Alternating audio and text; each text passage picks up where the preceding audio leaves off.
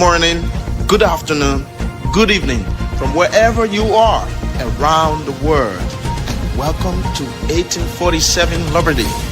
We stream live from Minnesota, USA. Good afternoon, ladies and gentlemen, from wherever you are around the world today. Happy July 26th to all of our Liberians, brothers and sisters. This July 26th. This is the date Liberia was officially established as a sovereign nation in the year 1847. And this brand, 1847 Liberty, is a patriotic brand that embodies the aspirations of the Liberian people. And it was on this date, this very date last year, that we launched this show, 1847 Liberty. And today we are commemorating 1 year of existence, of giving you beautiful programming. And today, one of our major contributors, one of our senior national security and foreign affairs journalists on the show, a major contributor, John Mauer, will be delivering or presenting a special commentary, a patriotic one, highlighting or focusing on the Liberian national anthem. So I will turn over to my good friend and contributor on the show, senior contributor, John Mauer, who will be delivering a special commentary today. So stay tuned. He's come prepared to impact knowledge as always. But before Mr. Mauer begins, let's take this one quickly.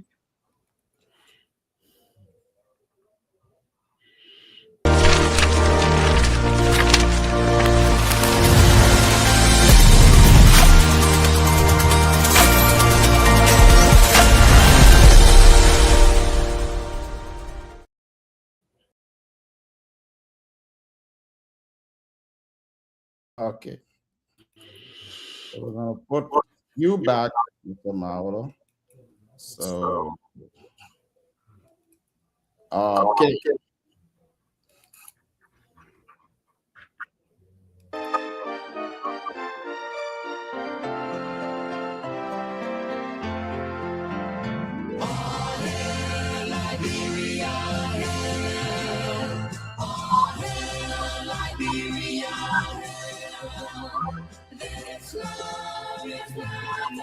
Liberty shall long be ours.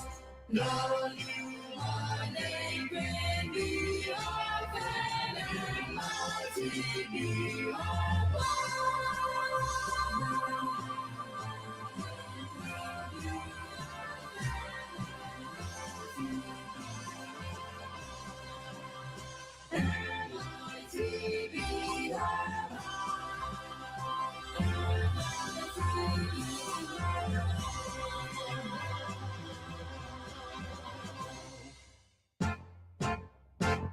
in joy and gladness with our hearts united, we shout the freedom of our lives united.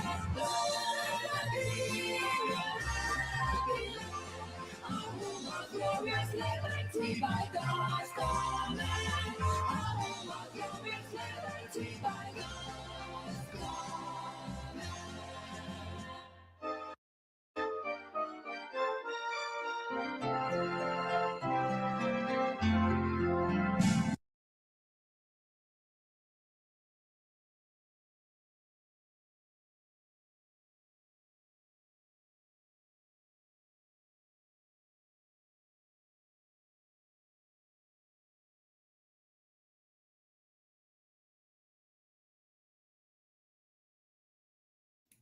We just heard the music of the beautiful Liberian national anthem.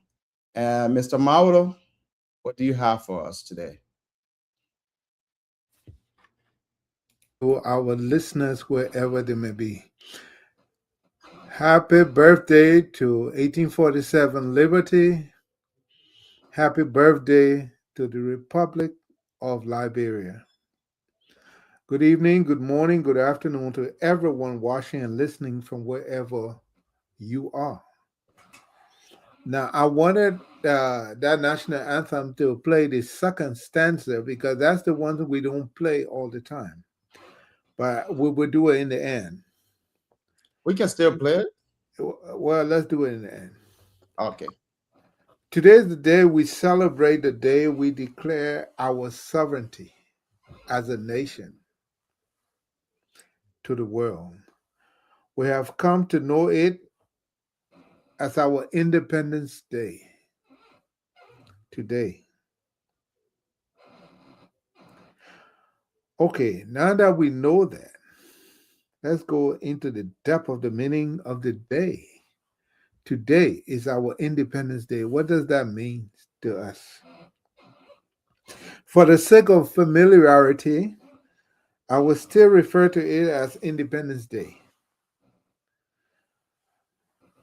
On July 26, 1847, we, the people of African heritage, declare ourselves a sovereign nation, though we say independent. But there is a difference between independence and sovereignty. Independence is the state of being free from the control of influence or support of others, having the autonomy and self-reliance to govern oneself. That's to be independent. On the other hand, sovereignty is the supreme independence. You see, sovereignty encompasses independence, right? The supreme independence of a state to govern, to rule itself, to make laws and manage its territory without outside interference. So, as I will always argue, that Liberia, not being under any colonial rule, didn't get her independence because we were already independent. We declare our sovereignty. This is an argument that we may want to have. And this is a thing I think the legislature should put some thought into. And that's where we are. And this day, because we wanted to be a people who would decide our own destiny, we decided to put the documents together as the result of this day on 1847, July 26. Now that we are clear on what we're celebrating today, I prefer to call this day Sovereignty Day instead of Independence Day. And bear with me for my radicalism, but this is Sovereignty Day to me. On that glorious day of 1847, Daniel B. Warner, a young citizen of the newly formed nation, had written the national anthem of the nation. Now, Daniel B. Warner was a poet, a young, very young poet. He was 19 years old. What we know today as the national anthem was written by him. And it goes like we just heard sung. All hail Liberia. Now, to understand this national anthem, you got to put yourself in the space where you imagining what it was like for a group of people from different parts of America and Africa come together and trying to form a country. Close your eyes and imagine for a minute the thought process that went into this poetry that he wrote that we now call the national anthem. All hail Liberia. You've been suppressed. You've been all kind of things. And now you're forming your own country. And he thought about this thing as a poet and said, all hail Liberia. To hail is an enthusiastic greeting, a wave, a shout, a signature to the world. So that means when you say all hail Liberia, you should scream it. All hail Liberia. You're waving to the world and telling them we're here, we're ready, we're a country now. All hail Liberia. That this glorious land of liberty, this country which we have formed, shall long be ours. This glorious land of liberty shall long be ours. Now, what is glorious? Something magnificent. Like I said, close your eyes and imagine this whole scenario here. There's a people who came from all over the world, suppressed, forlorn, and just suffering. And they come together now to form a country. It said, this glorious land of liberty shall long be ours. Now we understand what liberty is. Liberty is freedom. But the glorious, the adjective, the glorious is describing the kind of freedom. This glorious land of liberty shall long be ours. It's a highly celebrated, exceptionally delightful. That's what glorious means. So this highly celebrated land of liberty. Now, what I want you to do as we go into the thought process of this national anthem is to put yourself, let Liberia be in front of your mind's eyes.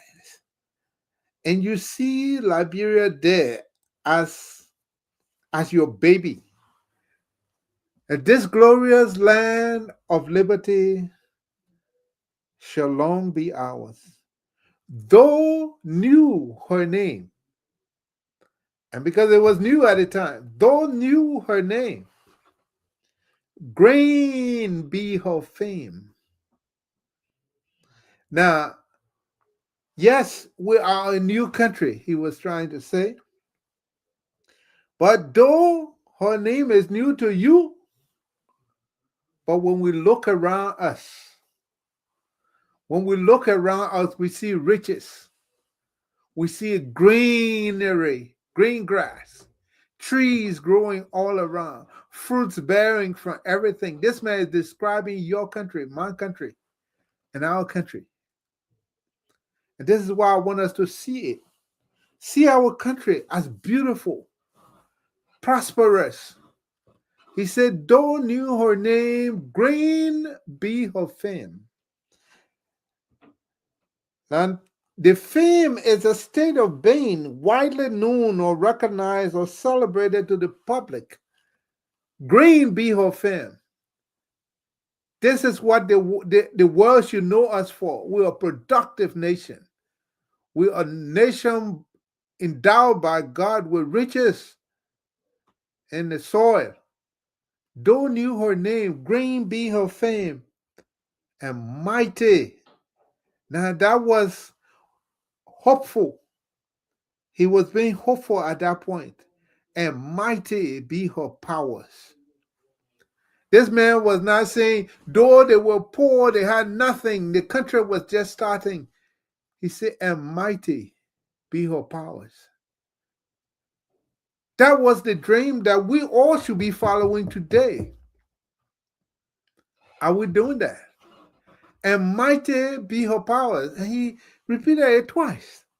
And that tells me, because they said it twice, it was in a thoughtful moment. And mighty be her power. I'm seeing her being mighty. And mighty be her power. Then he said, in joy and gladness, with our hearts. Liberians, are we hearing this? In joy and gladness, with our hearts united. Today we're celebrating July 26th. People are having fun all over the place, carrying the flags on their back, waving the flags. But listen to what the vision for Liberia was, and this is our creed. This is what we should live by. Are we doing that? In joy and gladness, with our hearts united, we shout. He didn't say we sing. We shout, tell the world the freedom of a race benighted. Now, some people get confused with the word benighted. They got two of them. They got benighted with Benighdted, and they get the Beknighdted. Now, what we were is Benighdted, benighted. To be in a state of contemptible intellectual darkness. That's what they had us in.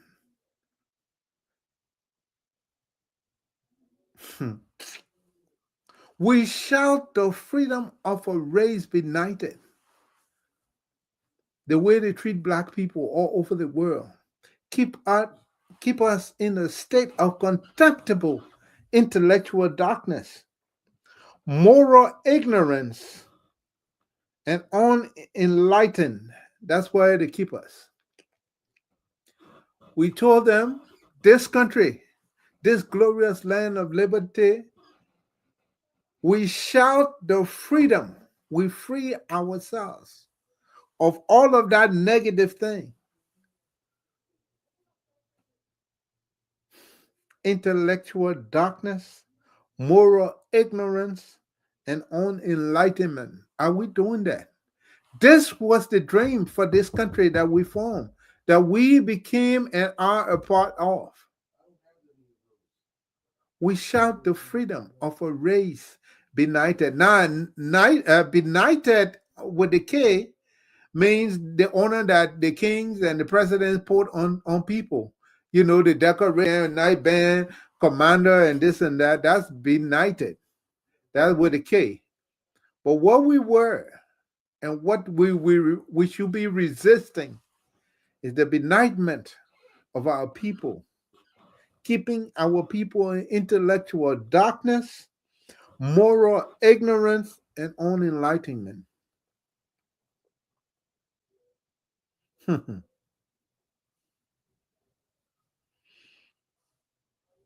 Long live Liberia, a happy land, a home of glorious liberty by God's command. No man gave us the place. It was by God's command that we will be a home of glorious liberty.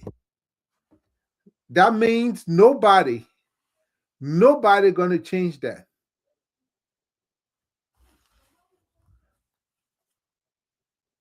So let's take a break, Thomas.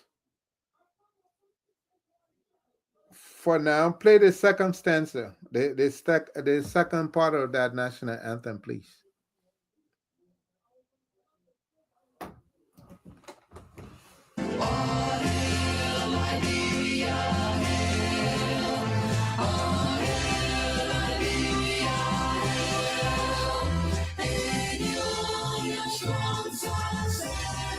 Sure we cannot fail.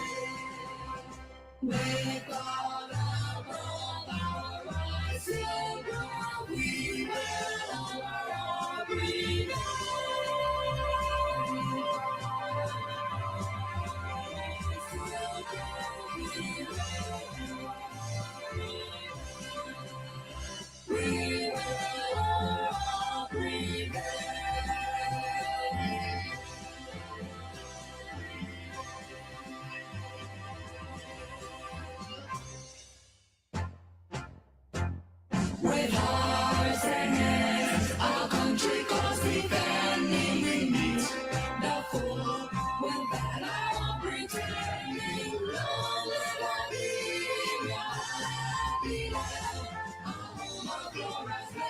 liberty by God's command.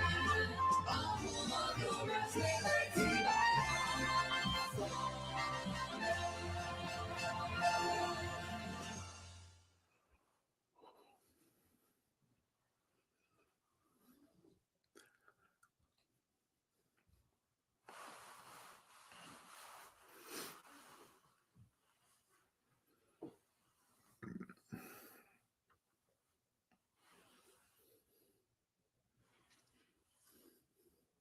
Thomas, are you there? We just played the second stanza. Yeah. Mhm. Okay. Yes. Now, the circumstances say we're not on the screen, Thomas. The circumstances says, in union strong, Mhm. no, success is sure. We cannot fail. That's our management to us, telling us if we stay together in union strong, if we tie ourselves together in knots, nobody will break us apart. Are we doing that? This is what our national anthem says. This is our creed. This is for the reason we become citizens. We are citizens of this country. In union strong, success is sure. We cannot fail. We cannot fail. In union strong, we can succeed.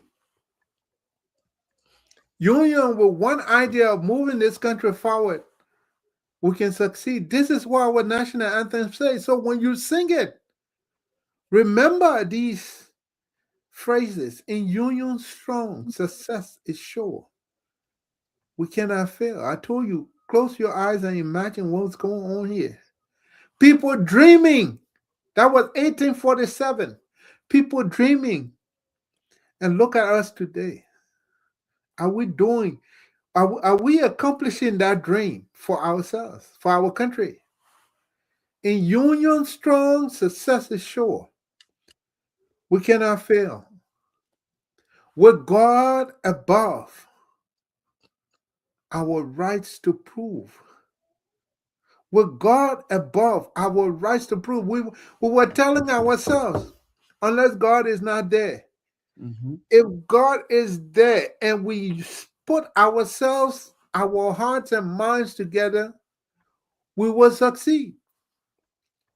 When we let ourselves become divided, sectionalized, tribalized, and all of these things, then we'll fall apart. In Yes. union strong, success is sure. We cannot fail. With God above, our rights to prove, Mhm. we will over all prevail. He repeated it, we will over all prevail. I mean, he is convinced that that is true. Yes. With hearts and hands, with from inside you to your physical hands, our country's cause defending. With hearts and hands, our country's cause we must defend. When we sit down and allow corruption, drugs, and all these things to invade our society, miseducation, diseducation, uneducation, and all of these things, then we're throwing away our citizenship, because what makes us citizens? So with hearts and hands, our country's cause defending. We meet the foe. Now, your foe is not your brother. Mhm. Your foe is not your sister from another tribe. No, the foe of ignorance, Yes. poverty, Poverty, disease, disease. drugs, corruption, misappropriation, and all of that. Those are the foe we need to be fighting against in Union Strong. Should unite. We got to do it together. because then there's no way we can fall apart if we do it together. Yes. With hearts and hands, our country's cause, defending our country's cause, is to make sure that we succeed in this world. Poor as we are or as we were from the beginning, God has blessed us with a rich part of the world. The part of the world that is all green, enough rainfall, enough sunshine, whole lot of waterways all over the place. Huh? Every imaginable resource you can think under the earth is under the ground under us. And in the ocean, we got oil there too. What more could God do for us? With hearts and hands, our country's cause, we must defend. We meet the foe. Anybody who tend to subjugate us to poverty, ignorance, and disease is our foe. Not your brother, not your sister from another county or from another tribe. That's not your foe. So when we fight civil war, we're telling these people who dreamed of a big, powerful country and mighty be her powers that we're so stupid that we agree to be weak. That their dream is a waste of time because we who come 170 something years after, we decide that we want to be worse than they were in those days. That's what we're saying when we fight each other, when we separate ourselves by tribe, by region, because in Union Strong, one thing that you will remember is that you are a Liberian. What part of Liberia you come from doesn't matter. Because if they had not put those geographical boundaries, where will you be? Will you be in your county? And for your information, those boundaries were put there for tax purposes. That doesn't make you different from because you come from Nimba. It doesn't make you different from the guy from Bone County or from Bassa. You're still Liberian. And our creed say, in Union Strong, success is sure. We cannot fail. If we stay together, if we identify ourselves as Liberian and start fighting each other about tribe and region, we can succeed. And then together we will meet the foe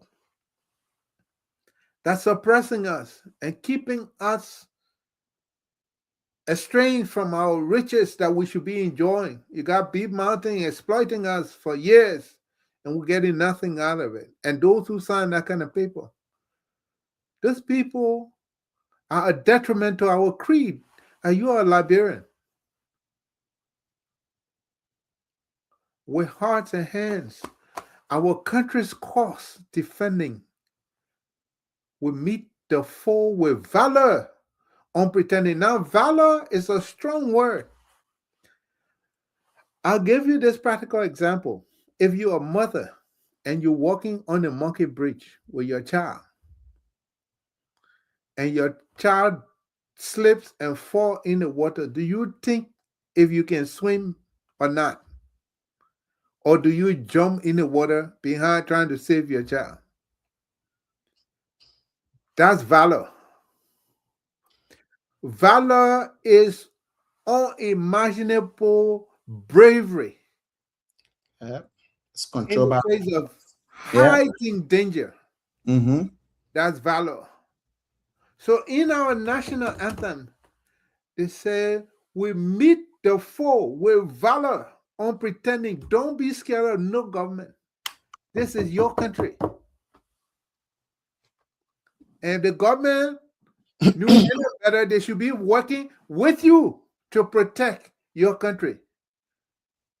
So we meet the foe with valor, unpretending. Unpretending means you're not doing it because people are looking. You're doing it because it's right. It's right by your people, by your nation. It's right for generations to come. Because when those people wrote that thing in 1847, they were not thinking only about them. They were thinking about you and myself today in 2026 and further. You got to be thinking for the generations to come 179 years in the future. You will not be around. I will not be around. But if in union strong, we can succeed. We can meet any foe with valor, unpretending. That long will live Liberia, a happy land. We have destroyed ourselves, that we have become a sad place. But if we follow our creed, which is our national anthem, that says, long live Liberia, a happy land, a home of glorious liberty. Glorious liberty. And I can tell you from my experience, I have been fortunate to travel to several countries in the world. And I can guarantee you the freedoms that we enjoyed in Liberia. I live in these United States. It's not even here.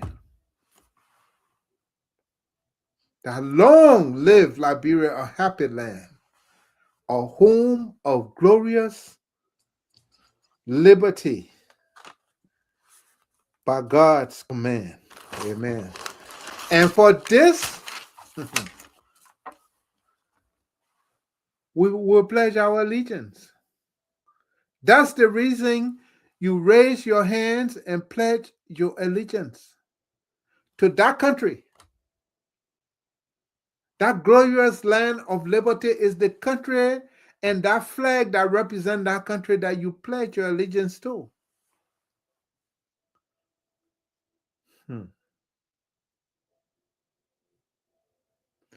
What is our cause? The country's cause defending.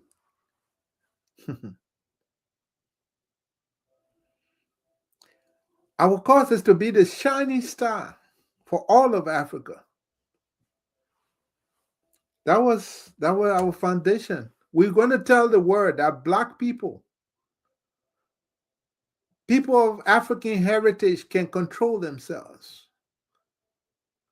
You tried to take away our history, our names, and our personality. We're telling you we're back. And we are a shining star. And we can take care of ourselves. That's one of our causes. When we meet the cause of your country, to show the world that Black people can rule ourselves, run a country successfully, build a prosperous economy, and build a wholesome, functioning society. Those are the responsibilities we put on ourselves. As a country, the only independent country in 1847, those were the responsibilities we put on ourselves. Are we keeping it up? We will educate our people, give them financial security, protect our peace, protect our people's future and lives, build prosperity with our resources, demand a seat at the table of decisions, and grant equal justice to all. Those are the causes of our country. Are we ready to do that? Or are we doing that, in fact? We are 179 years old. Are we listening to our forefathers, what they wanted for us? For these reasons, for these causes, I pledge my allegiance to this country. And so when you lift your hands and pledge your allegiance, And to pledge your allegiance, it means to make a serious formal promise or solemn vow to do something. So I pledge my allegiance to the flag, Liberian flag, and to the Republic, Liberia, for which it stands. One nation, they come back to tell you, is indivisible. Indivisible. Remember, with hearts and hands, our country's cause defending. One nation, indivisible, with liberty, come back to say, and justice for all. This is our cause. This is what qualifies you to be a Liberian. You pledge your allegiance to that country that will protect you, that will love you, that will care for you, that will build you up, that will make you shine in the world. But we got to do it together. We can't do it fighting each other. And on this 26th day, as we celebrate our sovereignty, which we call Independence Day, I want to admonish us. Are we thinking? Now that we know what our national anthem say, are you going to pledge your allegiance to do better? That henceforth, your ego and your personal issues aside, and you see yourself as a Liberian and nothing else. That with hearts and hands, our country's cause we will defend. Mm-hmm. We're not going to sit down and people bring drugs into our country. We're not going to sit down and people rape our children, abuse our people. We're not going to sit down for that. We're not going to sit down and see one group of people just steal every dime from the country. We're not going to sit down and let people treat us like fools with hearts and hands. Our country's cause defending. We will meet that foe of corruption, that foe of deception, that foe of hypocrisy, that foe of wickedness with valor, unpretending. That means scared of nothing. Scared of nothing. Can you imagine what state those people were in? Can you imagine at the time, black people were not even allowed to be citizens of America. And these people were telling the world we are free. We're on our own. We are a country just like you. And we don't want you in our business. We will survive. And we sitting down here this late day and sit down and let people use us and abuse us. So on this day, I urge all of us to pledge our allegiance to the flag and to that republic for which it stands. That one nation, and because we believers, we act under God, indivisible. Indivisible, that means cannot be divided, cannot be broken apart. We are one people. Regardless of what country you come from, you are Liberian first. One nation, indivisible, with liberty and justice for all. And when we say that, and we believe that, and we make that a part of our lives, then we go to where we encourage ourselves with our patriotic song. Then we can say today, on Flag Day, on August 24th, we can say the Lone Star forever. And that was written by another guy who was 19-year-old that also became president of Liberia, Daniel Bishel Warner. Say the Lone Star forever. When freedom raised her glory form, her glorying form. Growing. Yep. Montserrat Verdenheit. That means that when they say glorying, that Glory. means you're angry. You're sitting down, vexed. Mm-hmm. You got a plan. You serious like hell. You know, it's like you send the military people on operation and they're sitting down in the night, waiting for darkness to fall for them to attack. When freedom raised her glowing form on muscle riders, verdant. Verdant means green, rich, shining, colorful.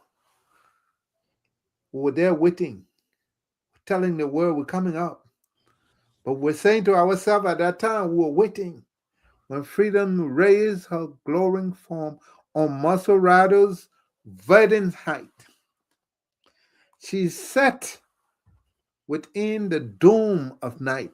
Like I just explained to you, we're waiting. We're in the dark. Mm-hmm. We're waiting because the whole world kept us dark. So we're waiting. Amidst lowering skies. And now you got to imagine again, where, when it coming to rain heavy, how the sky can get heavy and dark. It comes like the sky coming down on the earth. Amidst all of that, nothing scaring us. We're sitting down waiting. Amidst lowering skies and thunderstorm, the star of liberty, liberty sitting down.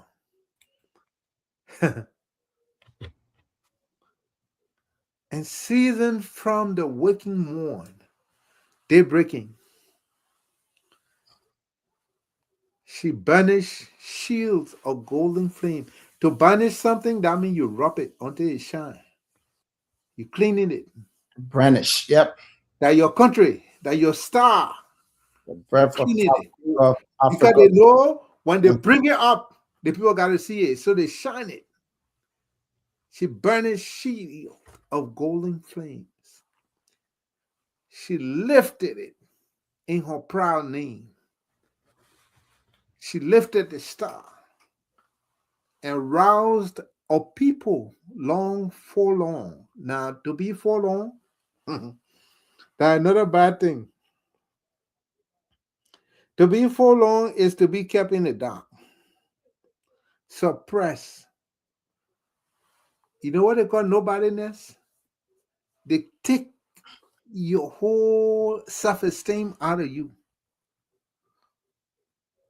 But when Liberia raised that flag, the rose of people long forlorn, people who were suppressed, to nobler destiny. That means people being suppressing you, people being telling you you're nothing, people telling you're not even human being. You're going to tell them now, we can do it. And you're telling your people, let nobody tell you you can't do anything. To rouse a people long forlorn to nobler destiny. And then we sing the refrain of that song, the Lone Star Forever. We all say together from our hearts, if we mean it, the Lone Star Forever. Oh, long may it float over land and over sea. We're telling ourselves and our people, this flag we're putting up, it must float forever. Let everybody see it. Oh, long may it float over land and over sea. Despise it? No, never. Now, if you look at the wordings, it's a question. Despise it? And you, Liberians, say, no, never. Never. Uphold it? Yeah, ever. So then shout for the lone starred banner. That star you put on that 11 stripes. When you see it somewhere, respect it. Shout for the Lone Star banner. Hooray. In the old English, it said hooray. Now we say all hail. All right.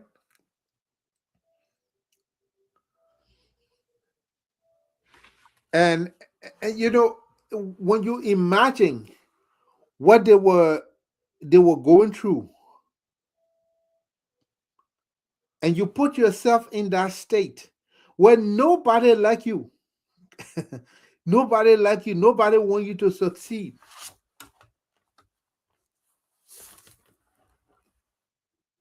and you manage to get a place, and your hope is to see it prosper.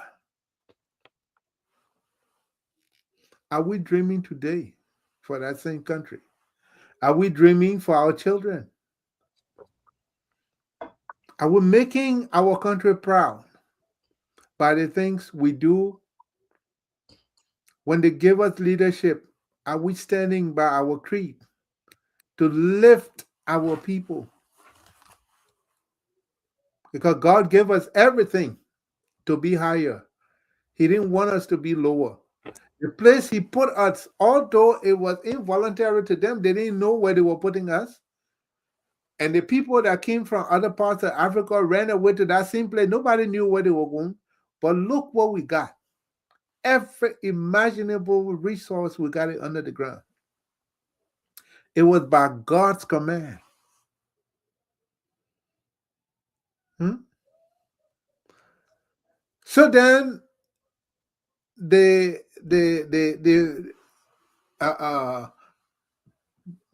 patriotic song says, it admonishes us. Then forward, sons of freedom, march. If this is what we want for our country, then forward. Let's go forward. Sons of freedom, march. Defend your sacred heritage. This is what we got. You know, I tell people I stay out of, I left Liberia, and it was 40 years before I went back.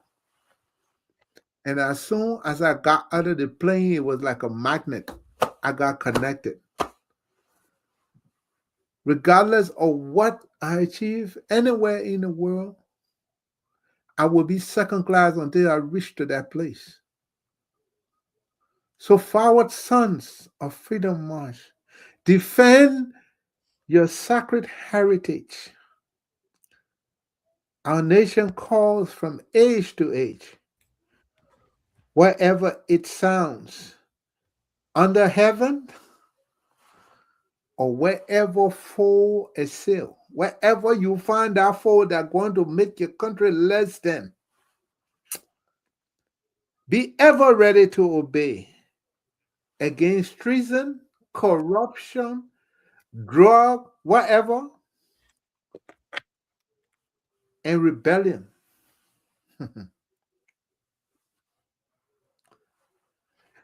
Against any kind of aggression of foreign ideas or forces.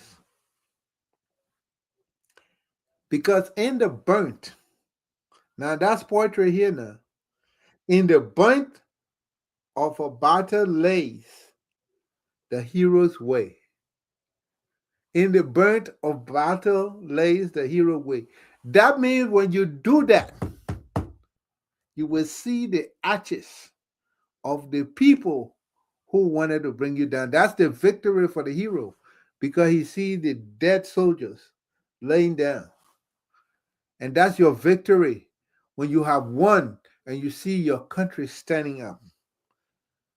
The Lone Star forever, the Lone Star forever. Oh, long may it float over land and over seas. You know, when you're in this country, there's something, some things that people do in here in this America that you got to be conscious of what's going on here. Go to any government agency or ministry. When you see the flagpole alone, the size of the flagpole It's majestic. is majestic. Usually, like, And then when you see the flag that hanging on it, it's big uh, and wide. Oh That yeah. Lone Star flag on floor. When we see our own flag, like we scared to put it up. Yeah. That's your nation. Let's do it for our country, for our children, for our generations to come. Let's stop tolerating people, this foe, whether citizen or not. If you got a wrong thinking, you're a foe. Yes. You're enemy of the state if you don't mean well for the state. Yep. You're finding all kind of drug and the government acting like they know where it come from. Then you're Yeah. not doing your job. Then you shouldn't be there. There is no way drugs should enter our country like that and the government don't know. And if you Because if our people are at risk, we're yeah. going to meet that foe with valor on pretending. Because what they say here? Because in the burnt of the battle lays the hero way. Whoever trying to destroy us with heart and hands together will meet that foe with valor on pretending, and we will see them die. We see their ideas die. Mm-hmm. We see their corrupt ways die. Yeah. And let me Figuratively. tell Mm-hmm. that notion that they have propagandized this thing. Oh, we want for war, we want for war. Let me tell you something. Nobody in Liberia should ever want to fight a civil war again. No way. Nobody. But you know what war you should be ready to fight? You should be ready to fight any day to defend your country. So, Fight. our sons of freedom march. Defend your sacred heritage. The nation calls from age to age, wherever it sounds, neath the heavens arc, wherever foe assail, be ever ready to obey against treason and rebellion, against foul aggression. Because in the burnt of battle lays the hero's way. All hail, all hail, Lone Star, all hail. Let's live our country, my people, as we celebrate this day. As we celebrate this day, let's think about what this thing is saying to us. The national anthem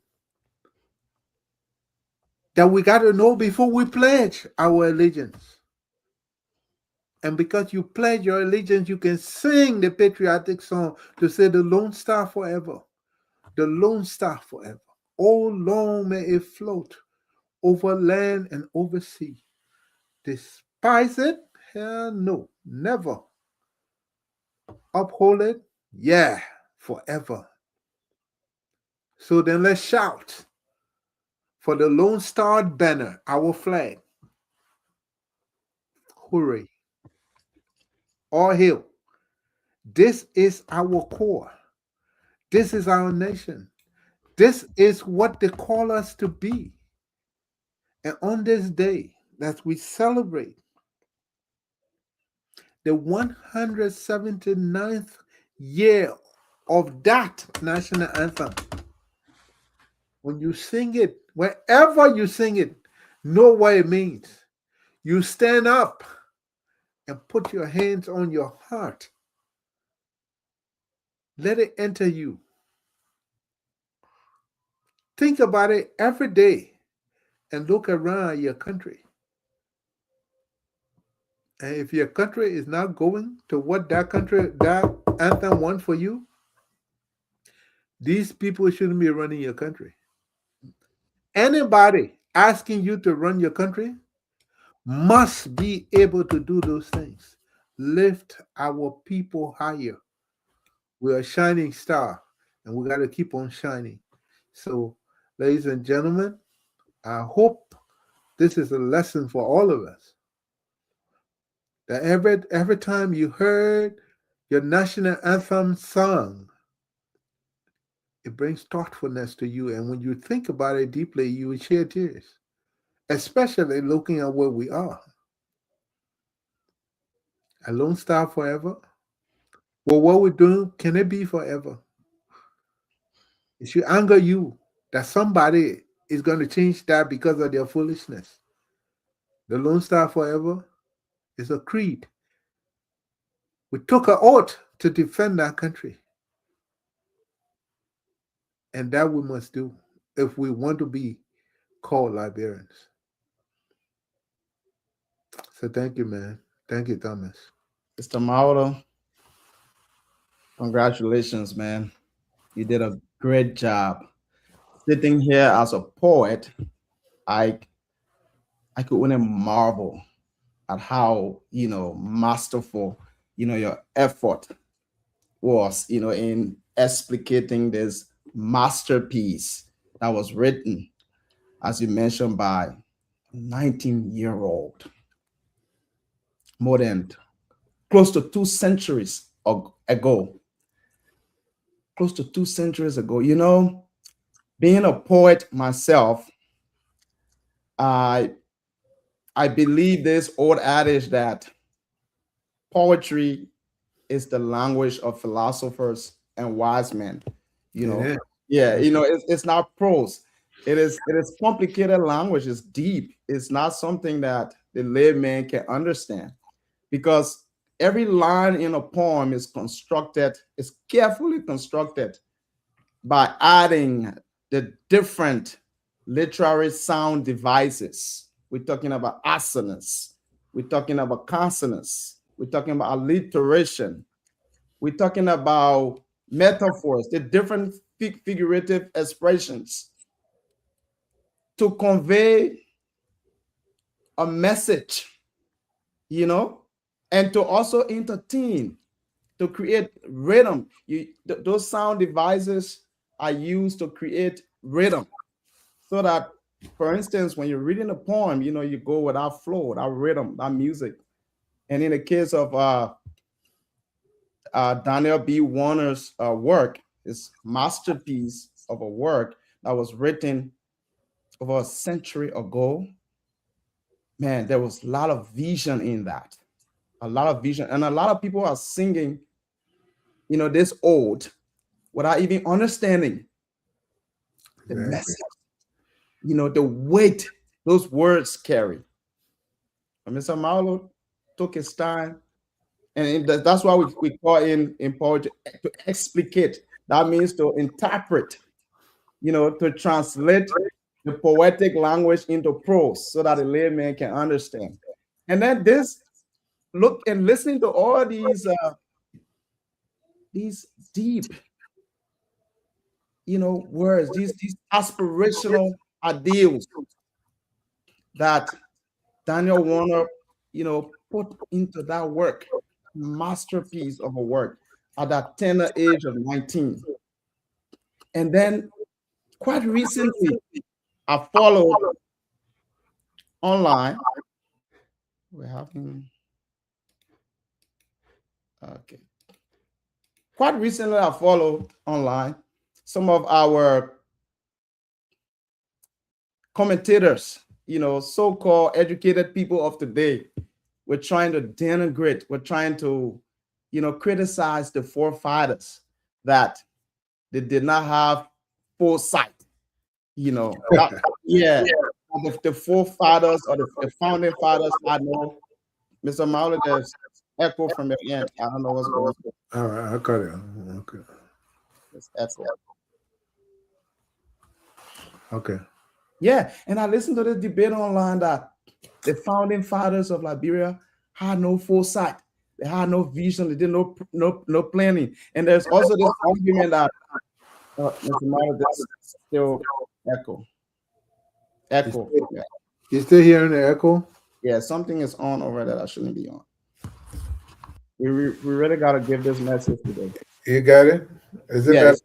yeah, yeah. And then these guys are still coming. All right, I'll just mute you while I speak, and then Yeah, you. please. Just Yeah. So these guys, I don't know, they're looking for relevance or just attention. I really don't know. People don't really understand the history of Liberia. They just say things, because of clicks online, or this fake popularity that everybody in Liberia is seeking? I really don't know. And these are people who consider themselves educated people. They talk without thinking. And then somebody was saying the founding fathers had no foresight, no vision. They just copy and paste. Seriously? They just copy and paste it? We're talking about close to 2 centuries ago. These guys left with us a frame of reference. This national anthem alone is a frame of reference. The vision, this work of art is loaded with vision that for all these years we have failed to implement. And some of us today who claim to have degrees go to some of the best universities in the world.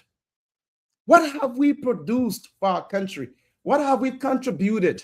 Even for the so-called scholars, what have you written? What have you published? What's your contribution to your country? What have you done for even your local community? And you sit here and criticize a group of guys who were enslaved, who didn't even have the opportunity to have the kind of education you have today in this 21st century. And they were able to compose such patriotic songs, these odes that we sing, and even the foundation of our country, the frame of reference they gave us, that bravery, that confidence they had, that vision during a time when across the world the Black man was known to be less than the average human being. And these guys stood up and declared themselves as a sovereign, group of people. They established a modern state. They did not have PhDs. They did not have the opportunity to go to Harvard or IE Business School or University of Pennsylvania or all these, fancy schools that we have the opportunity to, to attend today. They didn't, but they were able to put together, to formulate ideals that we as their contemporaries are continuously failing to even, keep up with, to even build on. So instead of building on what our forefathers, our ancestors put together, we sit without doing anything but just make a lot of noise online and try to criticize those people, those patriotic people whose legacy we should be continuing to be honoring by improving on the great work that it did. But we said, and Mr. Mauro, this thing is becoming it's a very problematic, concept or trend in Liberia. Now, people have to make noise to be regarded as smart or relevant, and everybody just going with it. People brag about how many degrees they have, and they just talk blah blah blah blah blah blah blah. Check their track records. What have they produced? What have they? Even if you're going to school to get multiple degrees, like if you're pursuing a higher degree, maybe a PhD, that makes you a scholar, right? And what do scholars do, right, Mr. Marlo? What's the work of scholars? Yeah, unmuted me. They solve problems, right? In the Bible, it says too much learning have made you a fool. Yeah. Scholars, you're getting a whole solve, lot of degrees and you got no experience to back it. Scholars solve problems. And like you were saying the other day, you were looking at the premiership of the signatories of the Declaration of Independence. in Yes. America. You also observe that most of the guys were not Very illiterate. very sophisticated. Yeah, but they had an ideal that over time, their contemporaries, the people after Keep them, on building on. they build on it. Now we have our so-called educated Liberian people who just do blah blah blah blah blah. They put all the blame on the Congo people. You know, the people who started everything. Well, that idea alone, Yeah, that's the whole thing. It's all about propaganda. They don't want to, and that's some of the things the national anthem was against, keeping yes, our people in utter darkness. You yes, know, why you keep on propagating lies so that it becomes that's a Hitler theory. Although yeah, you keep on saying that you hate Hitler, but that's a Hitler theory. You keep on repeating the lies until they believe it, yeah. Well, because you know it's a lie. after all Why you these keep on years, saying it? if you study our history, the last president who even attempted, who had a political will to continue this beautiful legacy that was started by the founding fathers was Torbert. Now, since Torbert departed this world more than 46 years ago, what have we done? Let's look at any economic graph, What have any we done? social graph. Yes, Let's look at anything and see if it even got near the blue. Keep on going down. keep on going down. But Keep on going down. You Mr. know, Mauro, and that's why we're here. 1847 Liberty. Like I said, this is a national brand, a patriotic brand, and this brand embodies the entire aspiration of the Liberian people, okay, of the founding fathers. That is, we're in pursuit of this liberty. And as you rightly said, we are not free when we are still plagued with the vices that continue to put us down. And what are those vices? You listed them: rampant corruption, curable diseases, incompetence, deception, and now those are our drugs, foods. illegal drugs. Okay. So and so we are in pursuit of this liberty, and because as a nation and as a brand, we we are hopeful, right? We are not pessimistic. We are not like the others who will just come and criticize and try to put the blame on the people who came before us. But we are here to look at ways in which we can improve, ways in which we can make this union better and stronger and more prosperous and overcome the foes, the enemies, which are devices that continue to hold us down. Now, 1 year ago today, exactly, for the sake of consistency, the message on the show has been the same. And I would just, play a snippet of what the message was 1 year ago today, July 26, 2025. And we're celebrating 1 year of trying hard, attempting to enlighten our people. Let's bring it on, Mr. Mauro. Yes. The message remains. If we cannot at least take care of the basic requirements of formulating and implementing sound public health policies to free our people from malaria, typhoid, and cholera, then celebrating independence is pointless and even laughable. Now, here's the brighter side. As we celebrate another independence anniversary this year, I would like to call on all Liberians at home and abroad, especially the young people, to use this time to reflect on the essence of our forefathers' decision to embark on a journey to self-governance and how much progress we have made so far on this journey.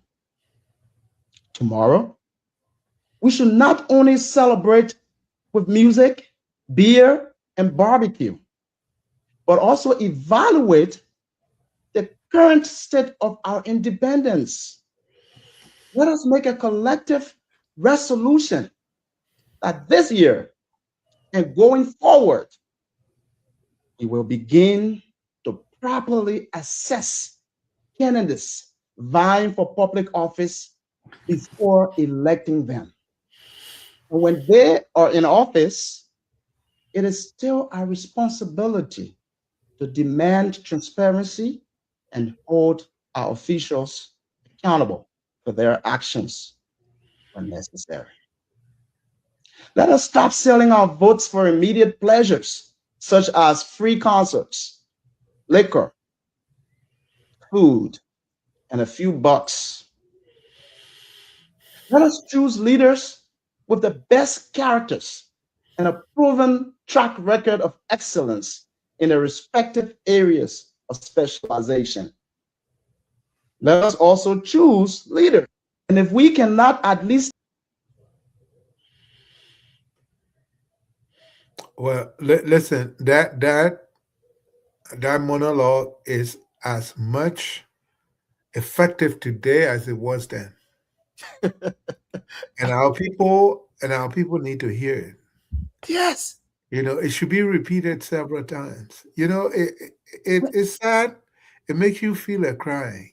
it makes me This country is so rich, and our people could do so much better if they just choose the right kind of people to lead them. But like the national anthem say, keeping your people in utter darkness is a danger to the state. Because if we want this glorious land of liberty to remain ours, we got to have sensible people to make sensible laws that will protect us. Look at us now. Guinea jump on our land, they stay there. People bring in billions of dollars worth of drugs. Nobody know where it going. I was listening to the commissioner of Roseville. She said they got no police station, they got nobody there. When they call for police, they take 45 minutes before they can reach there. What kind of country is this we're running? wow. What kind of country is this we're running? Huh? The police seem to not want to say who they know. The NSA don't want to say. What's this? We're playing with ourselves. With hearts and hands, our country's cause we must defend. We must meet that foe with valor, unpretending. Because united, if we do it together, nobody, no present, nobody can come against us. Because when they see the force of your will, they will succumb. Yeah. When you keep on doing it apart, that's why they don't respect it. These people wrote this thing 179 years ago. 179 years ago. Coward as we are this late day, we're scared to implement. Yes. And we sit down and our country weathers away. Our children's life is in turmoil. They can't even tell you what their children will do 5 years, 2 years from now. Mm-hmm. And we sit down and watch our children turn to Hooper Joes and prostitutes and drug addicts. And we sit down, that way looking, that way is. Who told you that? This is equally your country as anybody else. And you, the people, or we, the people, we elect these people, we have to demand, like our national anthem say, if we want this glorious land of liberty to long be ours, we must demand what's good for us. We must demand what we want. We must be proud of our country. If our country is shaming us, then we're not doing what we should do. Because when they shame us, then we should stand up in their truth until our country can make us proud again. It is disgraceful what we're going through. Yeah.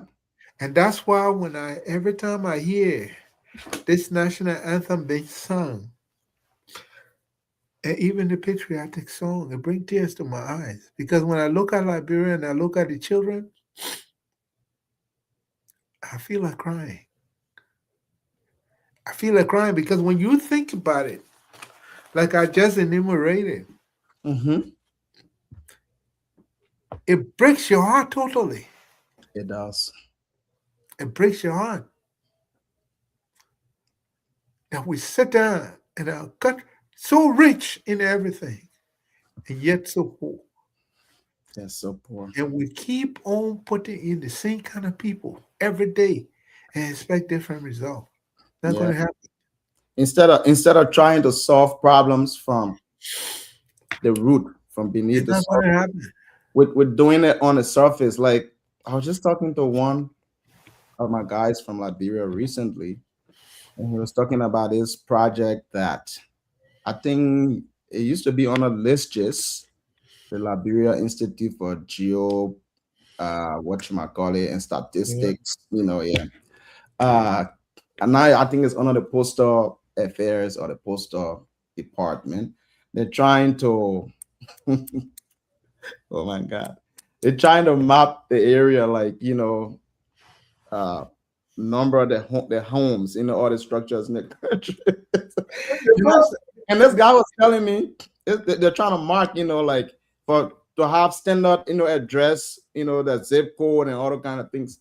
And the guy he sent me some pictures of some of the communities. The places are impossible. Like oh my goodness, the the the, the establishment, the various communities were built without any planning. No alleyways. No standard layout. People just build houses here and there. Now, how effective are you going to be in listing those properties? Assigning codes, postal codes and zip first thing, codes. first thing, Thomas, is It's not possible if you didn't do your groundwork from the outset. the whole problem is from the government. But that's what I'm saying. That's why I say we The whole keep, problem is incompetence. yeah, we Because keep, the first thing is that for anybody to own a land, yeah, if lands and mines didn't give you the permit, that building shouldn't be there. you gotta follow the This, zoning the, code. the second thing, public works has to give you a code that you got to follow to build that building. Yes. The third thing, even the fire service got to make sure that place is reachable. Yeah, but that's what I'm saying. We You don't know, do those first things, right? We don't focus, but because of the fake, you know, development, that we want to be known for. Oh yeah, the president developing the country. Oh, they come and do address, and like in America, you can look up somebody home address and you go locate them. Damn, how you but gonna but do you that if the but place is you not laid think out? you How think you it's gonna by do that? mistake if that is by mistake that these people give developers the contract to build homes and then people buy them Yeah, but because but it has to be orderly. but Mr. Mauro, let's just look at this. Look at this ancient city called Paris. That used Ah, to be the okay. most beautiful city in the world. Paris, ancient city. Let's go back when that city was built, like centuries ago. But it has sewer system. They have, old stuff from way back. That's how you plan cities, right? Let me Now, let me give you one fact about that. You see now, the metro that runs from the Notre Dame Cathedral mhm, through the police station and downtown. That metro is more than 200 years old. thank you. Thank you. Yeah, That metro. now we sit and we put the blame on the forefathers, the founding fathers. But look at the original city of Monrovia that the forefathers designed. Isn't it laid out, Mr. Mauro? But just Don't we, don't Go we, to Google and show Broad Street in the yeah, 70s but- and show yeah, it now. no, forget about how it was looking. Huh? When you look at it today, it's still laid out. You see the grid lines like New York, right? Now we put all the blames on the forefathers. Oh, the Congo people did this to us. You know, they messed the country up. But since we started expanding this country, this city, 46 years ago, look at the expansion. Look at the new establishments. No, Look at the they look, were look not. at They were the not expanding. They were squatting. no, but what I'm saying is this is something I'm trying to say, Mr. I'm trying to, there's a picture I'm trying to paint. There's a distinction, I'm trying to make here, right? We Mhm. put all the blame on these people, but what they left behind have standards than what we are doing right now. Look at the housing Because we don't estates. know what we're doing. Look at the housing estates that Torbert put down. Those various estates. Aren't they laid out properly? Cobra Estate, Stephen Torber Estate, Matadi Estate, aren't they laid out properly? And that was the whole purpose, so that it can be laid out for the people to have a better life. Yeah, You but know, now we put the blame on these people. Now we have been given a chance to lead. Look at the new establishments we have. I'll give you one example. Congo Town Back Road, where I live. My great uncle, they were like the original, the first, you know, inhabitants of that area, the Congo Town Back Road area. If you look at his deed, according to my uncle, his son, if you look at his deed, and I saw it, those days, public work, before you even built, they design a place. You see the alleyway all over the place. But guess what? Fast forward. Nowadays, if you go on the Congo Town Back Road now, our so-called liberators, the people who liberated the country now from the First Republic, they've been in power for 46 years, right? No system, anything goes. You have people building the alleyways. If you go to Congo Town Back Road right now, people are building in the lagoon, the swamp. We have a government that would not have happened during Turbo days. No, Turbo was laid out. Look at Sinker, man. Look at the expansion of the suburb from the city. Look at the expansion. Look at Sinker. Sinker is laid out. If you go to Payne Avenue right now, you can't believe your eyes. Oh my God. And I mean, people get their market store and put it on people's fence. Yeah, I mean, it's like, so who's controlling this place? This is complete anarchy. We have a group of people who are just focused on having access to the access to steel, the state resources to enrich themselves. Yeah, and these are the people. And you look at the Boaka, I think they were part of the progressives, right? They were all part of the one day, Jeff fly by the wind. These are all the people that were in the, active youth. They were there in the background, supporting and hiding your hand. There you go. Yeah. These are the people who have been causing noise for decades. But then give us a difference. It come back to what the national anthem saying of us being together and to not the a nation indivisible. Yeah. Because the progressives use the division. Yeah. To get us to where we are. And are we proud of what we see? Yeah. That's what division does. Yeah.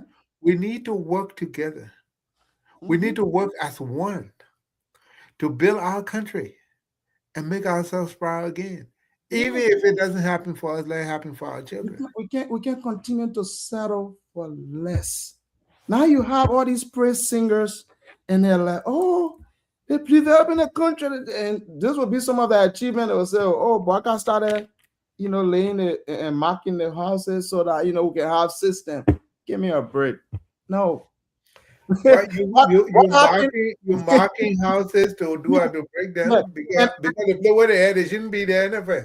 And then, Mr. Mauro, according to my guy who is part of this project, he said the bosses tell them when you see any makeshift structure, any zinc, house or anything that doesn't look concrete, don't mark it because we're gonna break them down.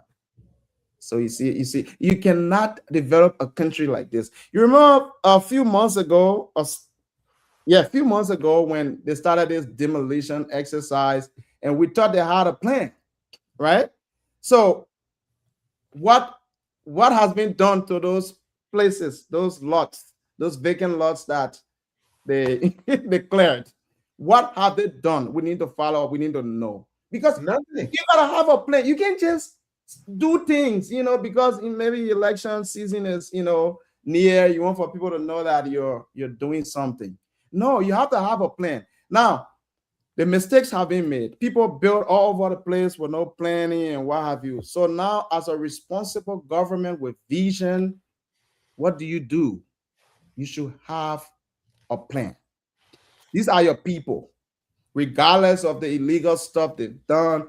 They've squatted places they have no business squatting on. So what do? You come up with a plan. You built, you expand the housing estate project. Turbot been dead more than 46 years ago. But his legacy is still, we're still talking about his legacy, right? The housing estates are still there. Why can't you replicate that model? Build new housing estates in, Visionlessness. That yeah, why. yeah, Visionlessness. in new areas. Ask people, make it affordable. Let people mortgage those properties. Give them low income, low interest loans. Where the government finance, let the government finance those buildings, pre-finance. Let them finance those new properties through the government. Okay. When those people move in those places that you've already developed, then you can start demolishing. And now, before you demolish, you should have the investors standing by. I've been following this group, TAF, TAF. This developer, this guy, I don't know what country he's from, but he's doing a From good job. Gambia. Yes. And these are the kinds of people you bring in, right? You give the place to the developer, or the government has a housing authority. They do housing projects too. So, but what is the vision? People are just hurting the poor people for no reason. Like, the people of Liberia are really suffering. The government deprive them of their basic social services and infrastructure. The government deny them of jobs because they don't have an enabling enabling environment where the economy is thriving or doing well for people to find work. So you starve the people from all corners, right? Now they are trying in their weak ways to survive. Then you come one morning again, you're crushing them. And you say you're about to develop the country. How can you be so wicked? How could you be? And that's what I keep telling people. The vision of this brand, what we are, the reason we are here is grounded on I mean, in the passion for change. Like, I, as a conscientious Liberian, as a well-meaning Liberian, a Liberian who really care for his people, who, like Mr. Malo was saying, who sometimes become emotional when you see how backward we are. I cannot sit here and pretend like everything is okay and become one praise singer, just because I want a piece of the pie. That's what's happening with most of our educated people now. They're lazy. They don't want to come to America and work like some of us. Sometimes we do 2-3 jobs. They want to go to Liberia and just get easy money. So they use their platform, their voices, to flatter the government or the president so that they can get a piece of the pie. They go to Liberia where they don't have to do anything and just get a lot of money and enjoy. And that is wickedness. And when we are trying to, put the government under the microscope to demand transparency and accountability, they come at us, they come, fighting because they have to protect their jobs. And it is wrong. You're not a patriotic person. Somebody was telling me, oh, You got to change your style. You got to do this. No, no, no, no. I am here because I am fed up. I'm doing this. I used to be quiet. I have been quiet for too long, but no, I am not going to be quiet again. Seeing my country the way it is, and the trend. Now you And see that's all. your duty. Yeah, Mr. Mao. That's our duty as citizens. That's our duty. You say you love your country, Our duty but to protect the only thing our you care country. about, the only thing you We make care about that is whole getting dollar on pretending. yeah. The only thing you care about is getting a degree and going back and get a job so you can make easy money. No, I have a master's degree, a business master's from a renowned, world-class university. I have tasted um, a little bit of success. I'm not there yet, but I am willing to work my ass off, to work hard. Mr. Maula, I'll tell you, there was a time in this country, I was a soccer coach for a private school, part time. I was managing a small business full time in a day, and I had a night job. Yes, that's how hard some of us work. That's We believe in hard work. We believe in labor, dignified labor.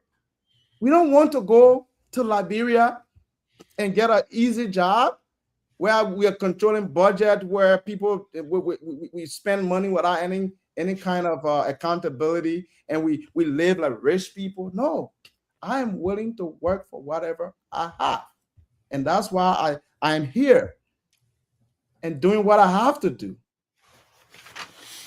and that's why I'm not.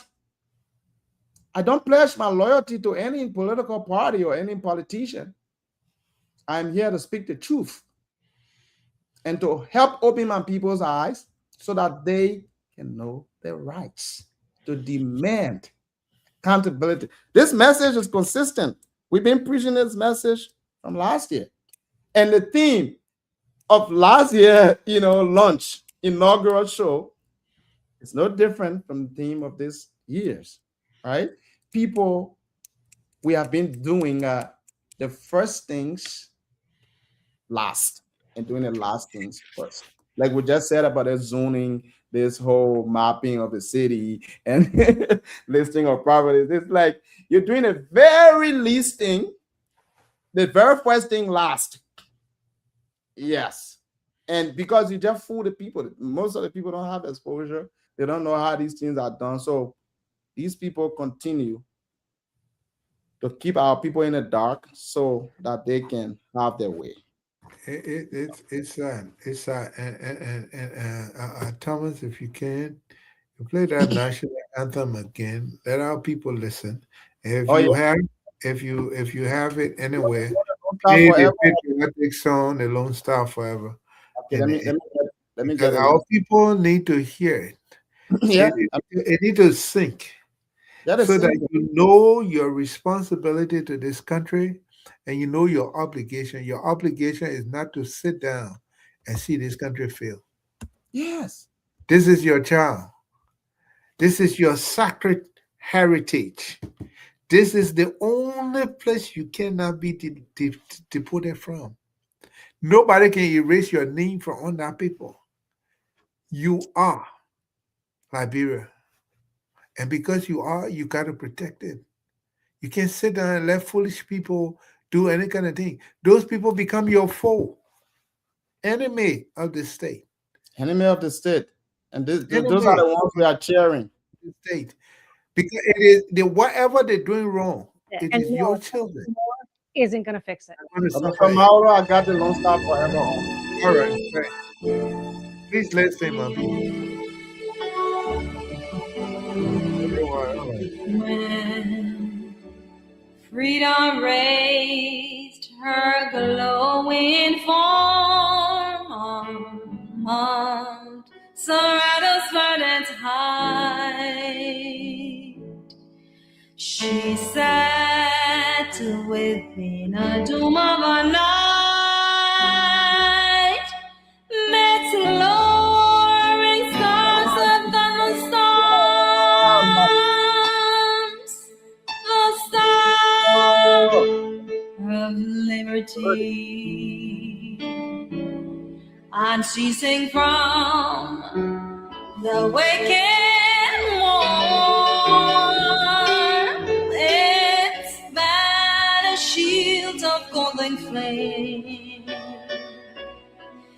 She lifted it in a proud name and raised her people long forlorn to know their destiny.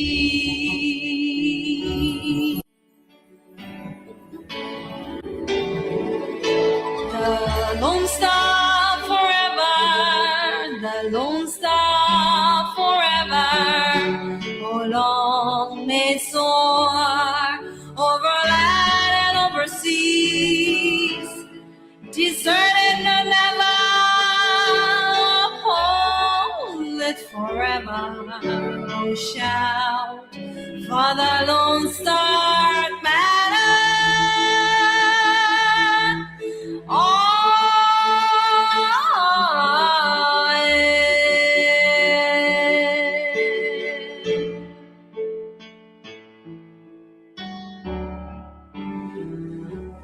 Then speeding a course along the broad Atlantic golden strand, she walked river and through the land, and nations loud triumphant song, the song of liberty. And oh Liberians, all to spice,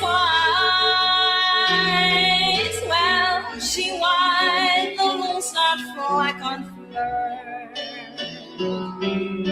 proclaimed to an expected world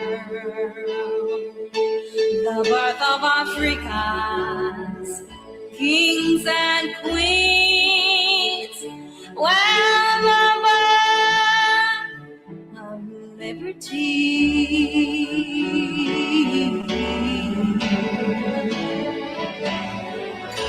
The Lone Star forever, the Lone Star forever.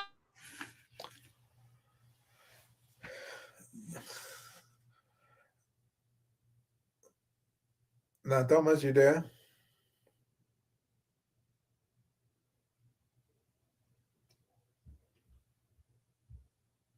Mr. Mahalo, you want me to play another version, right?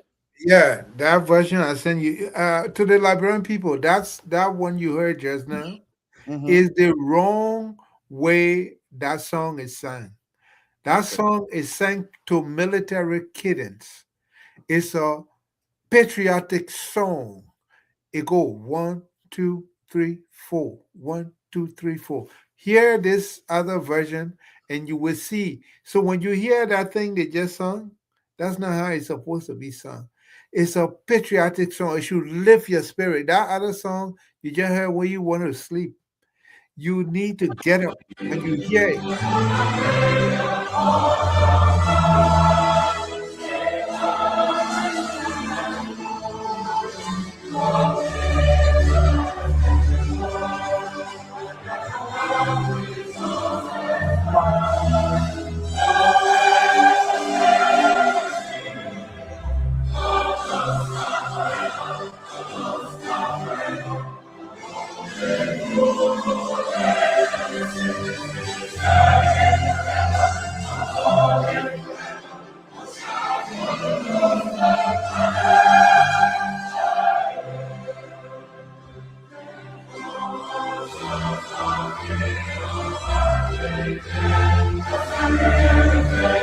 Then your sacred heritage.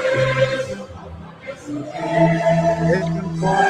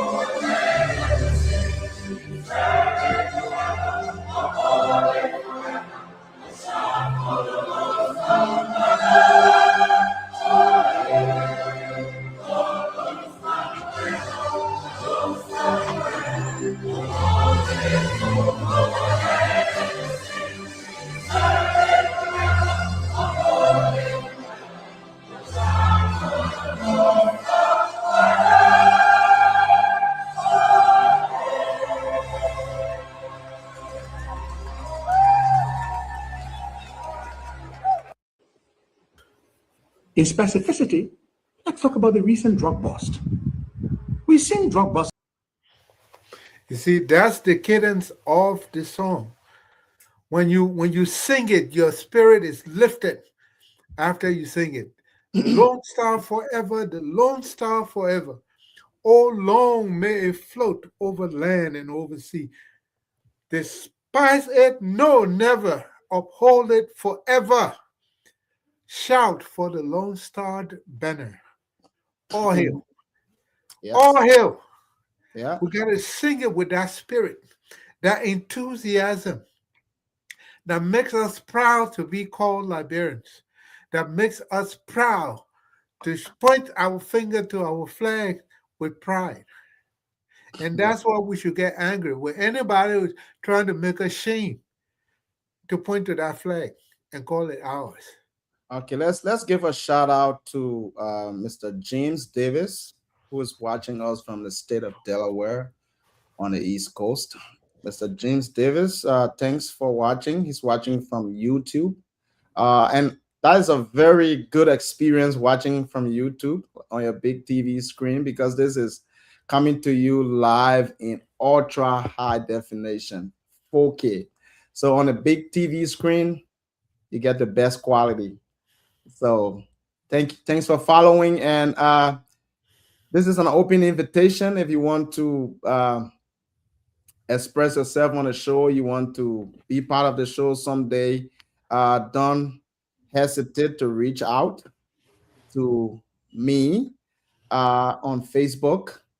My handle is Thomas Sarko, or you go to the 1847 Liberty Facebook page, drop a message, and I will get in touch with you.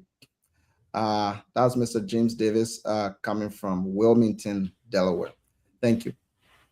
Uh, so, Mr. Mauro, Yes, sir. uh, you have more for us. And for me, I am really angry. You mean like you see a song, a poem? Do we are creators? I create. I've created work, artwork, right? And we have people who go to school, memorize theories, maybe score grades to continue being in school for their entire youth. Just get around and talk nonsense.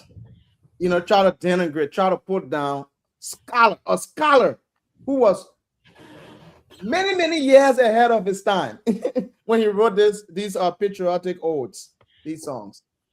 Many, many years ahead of his time. And you sit around bragging about multiple degrees when you haven't even created anything. You haven't created anything. You have no talent. All you do is talk. Maybe you go to school and memorize theory. I don't have respect for people who memorize theory, score grades in school, but don't create anything, don't contribute anything to their society. I believe in conceptual learning. If you learn theory, conceptualize it in your own way and create something. Build on what you have learned and give back to your community. It's not just about talk, talk, talk, talk, talk. And because they have some of the biggest platform, they just talk BS every day. And that thing really hurt me when that person said that the forefathers had no foresight, they had no vision. Damn. And he provided no solid argument. No, No because solid argument. Thomas, you see, because of the miseducation and Miseducation and misinformation. misinformation of our people these days, it's become hard to tell them what the truth is. Seems like they're not even willing to reason. You know, speaking of the national anthem, how many of our people can really sing it, much more to know what it says? And this is why this program was important. That our people understand what they're really singing and what it means for them, and try to understand it. Because this is your creed. This is your map to a better country. You got to, first of all, love your country. All hail Liberia here. Let's hail Liberia. that this glorious land, if you love your country, you know that is a glorious land of liberty shall long be ours. Adore you, her name green be her fame and mighty be her powers. That's what we should all endeavor for. That mighty will be her powers, not military, intellectual, mighty be her powers. Yep. And that's what we were when we sat in the United Nations and had to get a vote for Israel to become a country. Mighty be her powers. When we negotiated for the freedom of African countries, mighty be her power. Yep. Can you imagine from a country that nobody considered to the country that they had to negotiate with to give other African To give countries their birth to freedom? other African countries. Mighty be To her give, power. yeah, to give birth to the Kenya, the Ghana, the South Africa, Huh? the Zambia, Zimbabwe, all Enjoy, these countries. Yes. enjoy and gladness. Enjoy and gladness. We should do it gladly with our hearts united. That means we got one purpose. We shout the freedom. We tell the world, yes, here we are. Always be united.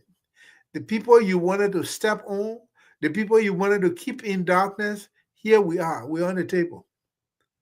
We're discussing with you as a nation.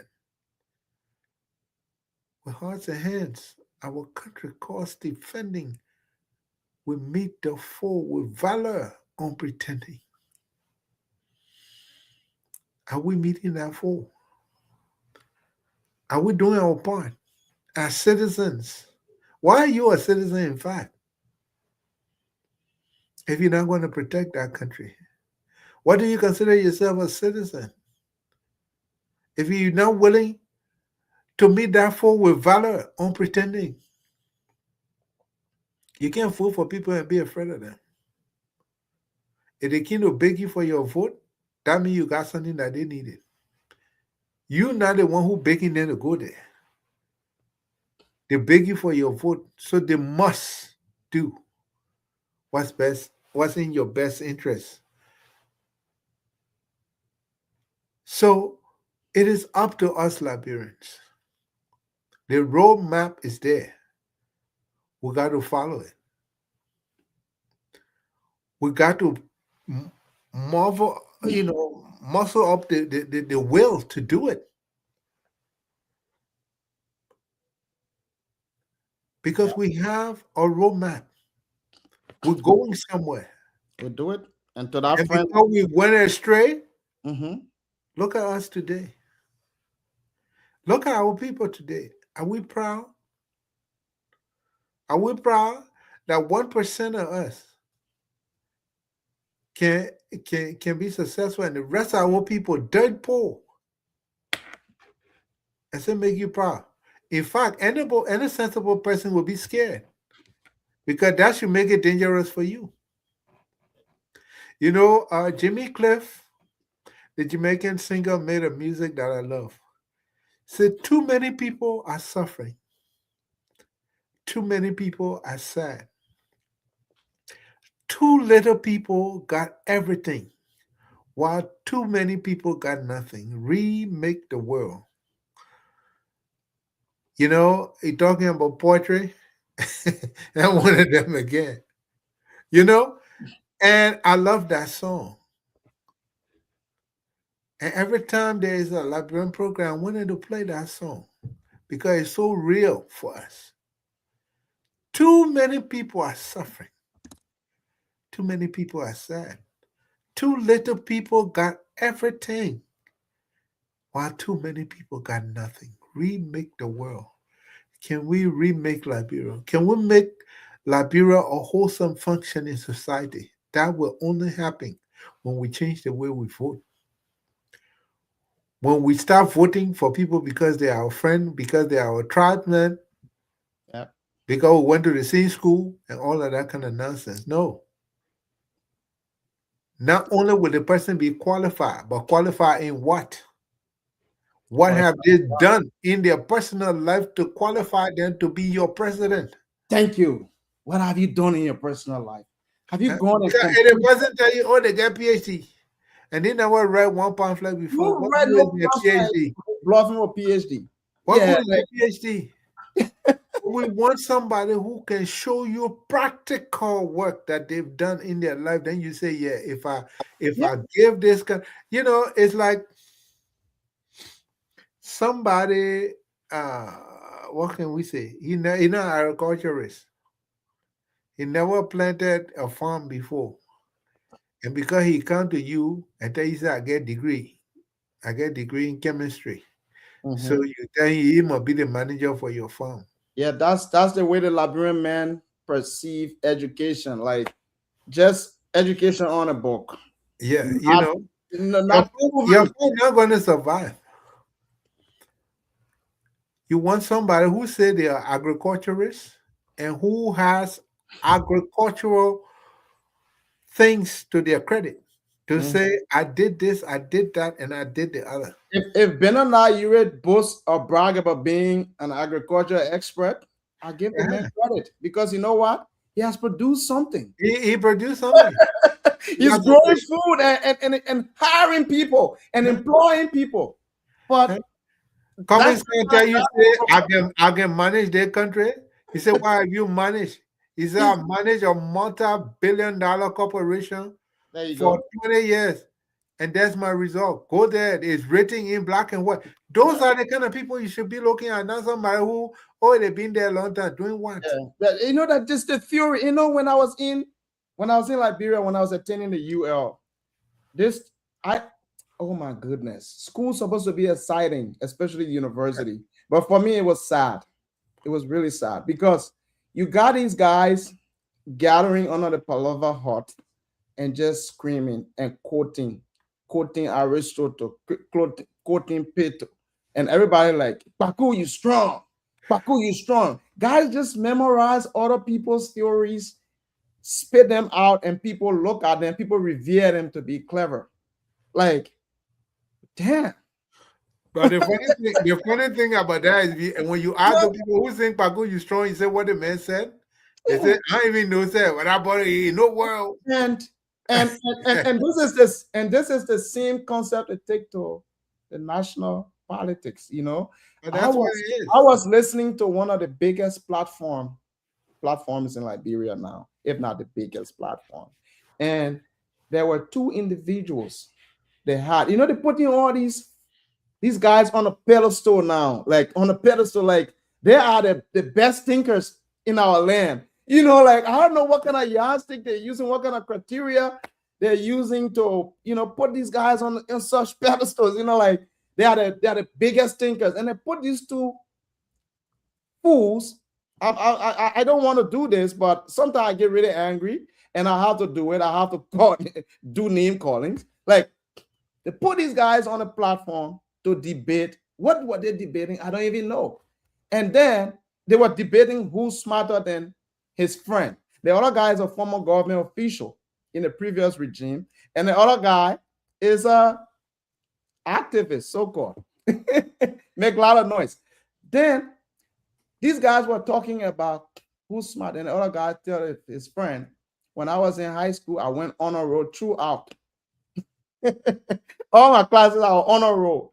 You didn't go on a roll. You struggle in school, this, that, and I'm listening.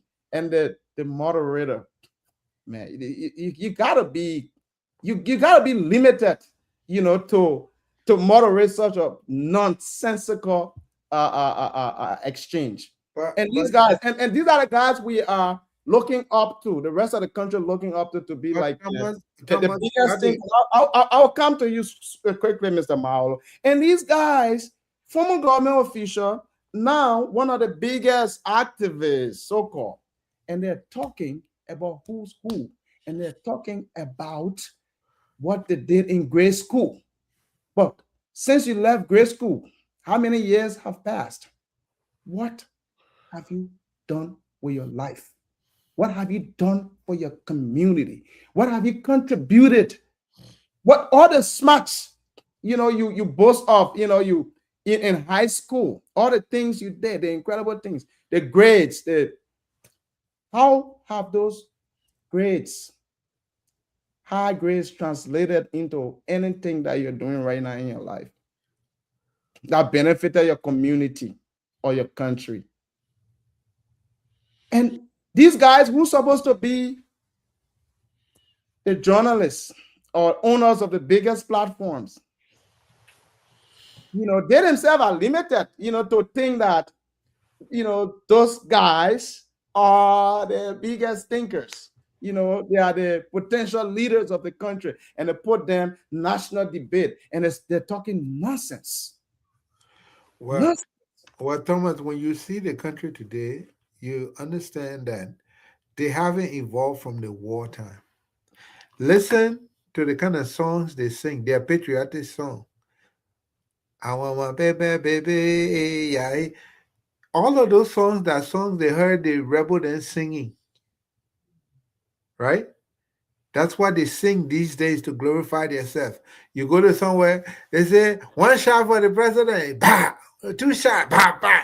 What's that? Rebel activity. They live on glorifying the rebel activity, the rebel that devastated all of their lives. They still glorifying it. That tells you that somebody is stuck psychologically in a backward Yes. head, If right? you, Mhm. All of those things, Muya, this and that, this and that. When you see them, they say they're dancing. All of those things you saw the army people do when they were fighting war. That's what they think is. I don't know how they take it to be. And every time I see them doing it, it reminds me that these people' lives, their mind haven't changed. And most of them now were not even born during the war. But they get up and see their older ones doing it, and they follow, and they follow, and they follow, and the government don't see need to reform the thinking of these people, to change their minds, challenge their thinking process, so that government, the government itself needs help in changing its mindset. exactly. So all of these things are some of the four that we must. We're talking about former government officials who bragging about their achievement instead of talking about what they did. Some public policy they enforce or they formulated are benefiting people today. They're talking about what they did in high school and college. They grades the school. That what make them capable to lead or clever. We have to really, if you're in a community and you see a problem and you are really not okay with what's going on, you have to come up with solutions. And talking about solving problems, they say don't praise yourself, but that's what we've been doing all of our lives. People who know us from high school days. We always try to create things to solve a problem. And before we close today, I'm going to show, because one of my former associates or associate, confronted me the other day about, only speaking up now. Maybe he thinks I'm interested in the politics in Liberia. So, and I told him, maybe you haven't been following me. You've been sleeping on me. Yeah, he said, "Oh, why now you talking? It's all politics. You don't understand the work that I'm doing. What I'm doing right now is not, trying to run a campaign to be senator or representative. I'm trying to shed light on some of the ills in our society to help open our people's eyes so they can see what's happening around them, to remind them of the power the people have in our democracy, to choose leaders that have their best interests, and to demand accountability and transparency from elected officials, for them to erase their notion that people in public office are doing them a Okay. favor, Exactly. that it should be calling, expecting donations from them, talking donations and praising them and trying to be, under their good graces so you can get some handouts and jobs. That is a twisted way of looking at democracy. In an ideal democracy, the people are the custodians of the power. They have the power to empower their leaders, to give them that power to manage the resources and the affairs of the country. And those people who are supposed to be our employees are not performing, we do a performance review and we get rid of them. We bring in some qualified people who can do the work and to provide more. And I told this guy, like, go on the internet and Google my name, and you see over the years what I've been doing to effect change in my community, in my country, Liberia, and not just Liberia, but the world at large. Yes.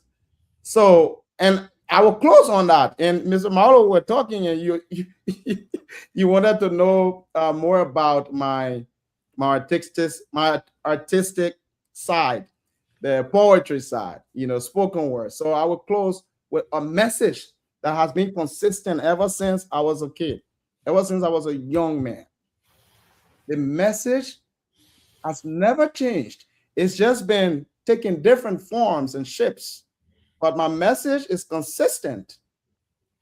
And I will replay that message, my vision for the country before we close. Mr. Maulo, I give you the last word. Well, I want to thank all of you for watching wherever you may be. I hope this thing is replayed several times on different networks because our people should understand what we're about. When we say we are Liberians, what are we about? All hail, Liberia, that this glorious land of liberty shall long be ours. Though new her name, great be her fame, and mighty be her power. In joy and gladness, with our hearts united, we shout the freedom of a race benighted, that long will live Liberia, a happy land, a home of glorious liberty by God's command. All hail, Liberia, hail, that in union strong success is sure. We cannot fail.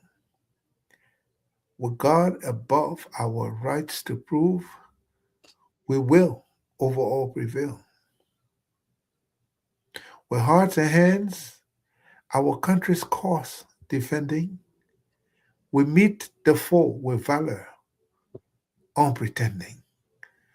That long will live Liberia, a happy land, a home of glorious liberty by God's command. And for this reason, I pledge my oath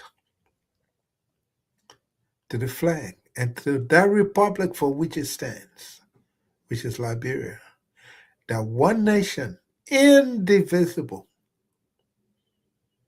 with liberty and justice for all. I hope we can extend this message to our children, to our young ones, to ourselves, that we think about it every time we hear it. We think because the patriotic song, they don't play it enough. The Lord forever. The Lord star forever. So let's do this for our country. Stop sitting and letting people exploit, damage your country under your own feet. Then you're not living up to the creed of your nation. Stand up there and can't say nothing. You voted for people and you're afraid of them. That's not your creed. Remember, you got to meet that fool with valor, unpretending. If you want Liberia to live a happy land, a home of glorious liberty by God's command. So let's do what our forefathers asked us to do, and we will have a better country. So I want to thank you all for watching, and I hope we've learned something tonight. Thank you.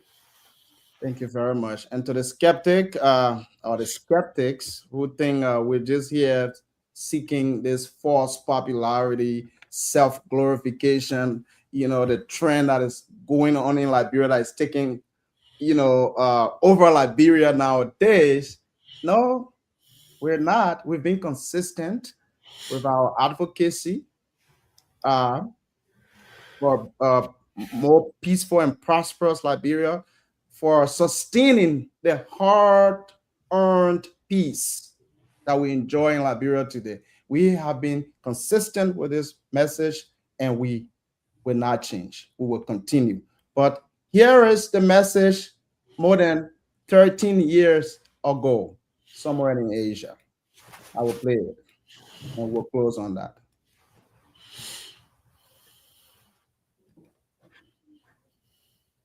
And Project Peace for Liberia conducted a needs assessment survey back in Liberia to ascertain the actual needs of these young people. And some of them were asked, what could be some remedies to curtail the ever-increasing culture of violence among young people? Interestingly, 50% out of 100 respondents suggested the need for adequate extracurricular programs in the form of regular talent exhibition, career interest display, and regular youth debate forums so that they can express themselves. Now, these are the best ways forward to promoting a non-violent approach to seeking redress. The survey also suggests that such activities are not present within the Liberian society, and there is great need to start one.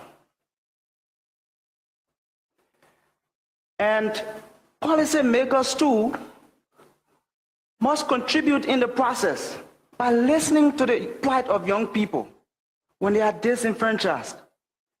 On the other hand, young people must understand that change does not take place overnight, because the time for crisis does not change automatically to a condition of peace and prosperity. Effort must be taken to end it. This shows the creative attitude that men must take if society is to be put into order. Based on these findings, I was able to come up with the idea to create a program that will address the needs of these young people, that will give them the platform for them to express themselves in the absence of violence.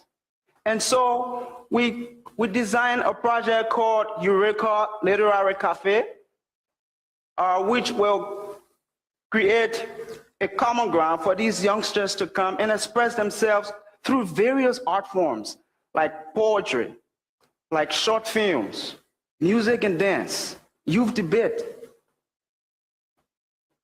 with the aim to reduce youth violence by teaching youngsters to express themselves through creative communication. Eureka Literary Cafe will be launched as a 7-month pilot project in Monrovia of next year. Also, as an extended link to this center, our target group will be trained in various school groups. Something like a speech and literary club will be established, permanent clubs where they can receive training, basic training in nonviolent communication, poetry, short films, and a lot of art forms that they can use effectively to effect change without causing any chaos. Just as a token of the many exhibits that will be shown in our center, I'd like to do a stanza of one of my favorite slam poems with the title Dreams. And I'd like to dedicate this to my fellow social visionaries here present today, who are still dreaming to make this world a better place for everyone. Anytime I go to sleep, I pray to God. I pray for nothing less but the very best for every boy and every girl the world over. To go to school stress-free and live in peace and harmony. And that the parents wouldn't worry about the meager earnings, but expect better raises in the wages. I dream so deep like Martin Luther King, but mine is beyond the American dream. It's about the Middle East and the African dream. I pray for lasting peace and better life in the West African South region and then the Middle East, so the violence can cease, that all of my people will live in peace and tolerance in spite of the difference. The Asians, Europeans, Africans, and Americans will all unite. Dear Lord, give us another chance so we can hold hands, dance together, sing one song till all the troubles are gone. But for now, stay in the moment, close your eyes, dream like you'll never fall asleep again. This is for all my partners and collaborators in crime. Do you feel me? This is a declaration to the vision of my imagination for better civilization, that nothing comes easy. It takes more dedication, more education, more practice, and change of mind. Despite the many opposition trying to hold us down, but never grumble in the midst of any worthwhile struggle. Just look around and help your blind brothers and sisters who can't afford a nickel or dime, instead of waste $900,000 more money on wine. This my dream. It's deeply rooted in my childhood fantasies, when I used to sit and wonder at the blue skies, reminiscing by the way I used to think about my house among the stars, spotless bright, pretty kids with perfect smiles. Well, that was the fairy side of my life history. Growing up was another episode. I'm so glad now I know that life is no crystal stairs, because to every dream, you need to sleep less, wake up early, work harder. Only can you achieve the very best. But for now, stay in the moment, close your eyes, dream like you will never, ever fall asleep again. Thank you.